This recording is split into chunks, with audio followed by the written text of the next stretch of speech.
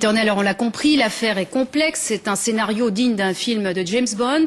Reste quand même un fait, un gouvernement qui détruit des documents judiciaires, et ça c'est plutôt inédit. Oui, c'est totalement exceptionnel. Le Conseil fédéral est intervenu en fait dans les affaires de la justice sur 2 points. Destruction de documents judiciaires et refus d'autoriser des poursuites pénales pour espionnage contre les 3 Suisses à l'origine du trafic nucléaire. C'est du jamais vu.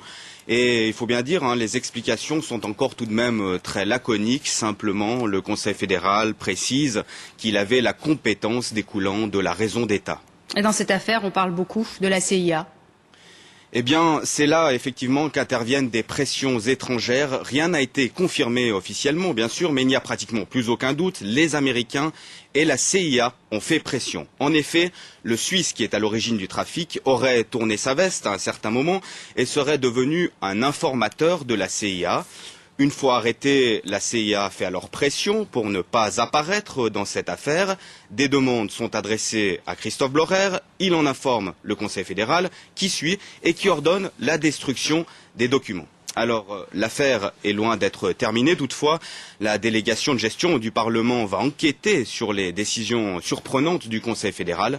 Et 2 des 3 Suisses soupçonnés sont toujours en prison pour d'autres chefs d'accusation, comme la violation de la loi sur le matériel de guerre.